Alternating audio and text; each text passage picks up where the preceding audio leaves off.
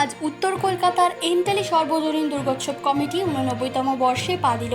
উত্তর কলকাতার 54 নম্বর ওয়ার্ডের এন্টালি মর্নিং অ্যাথলেটিক ক্লাবের 13 নম্বর লেনের খুঁটি পুজোর শুভ সূচনা হয়।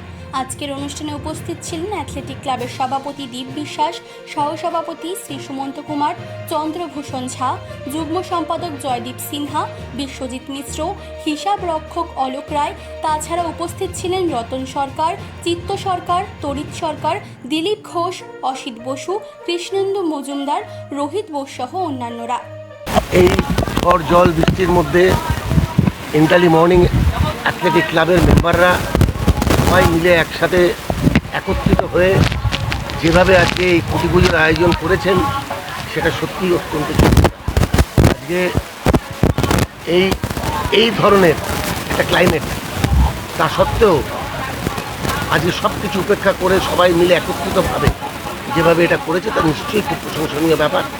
এবং আরেকটা ব্যাপার হচ্ছে, দেখুন, এখানে দল মত নির্বিশেষে এবং জাতি ধর্ম নির্বিশেষে সবাই একসাথে মিলে একত্রিতভাবে এই দুর্গা পুজোটাকে সংগঠিত করে।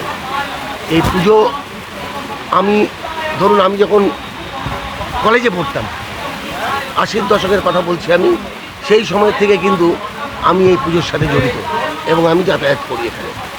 তো আমি জানি যে এর পরের জেনারেশন, তার পরের জেনারেশন, আজকে যেই জেনারেশন ধরুন আমাদের অনেক জুনিয়র, কিন্তু তারা যেভাবে এই পুজোটা করছে, তারা যেভাবে দায়িত্ব নিয়ে আজকে এগিয়েছে, যেমনি বুলেট আছে, রঞ্জু আছে এবং আরও সকলে আছে, সবাই মিলে একত্রিতভাবে যেটা এরা করছে সত্যি খুব প্রশংসনীয় এবং খুব ভালোভাবে এরা সংগঠিত করে প্রত্যেক বছর করে এবং পুজোটাকে কেন্দ্র করে এরা বিভিন্ন সামাজিক কাজ করে।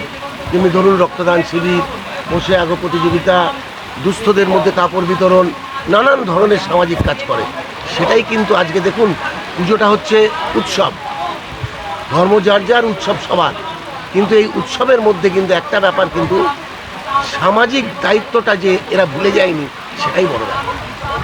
কলকাতা থেকে মানসী বসুর রিপোর্ট, চেতনা বার্তা, জেগে থাকে, জাগিয়ে রাখে।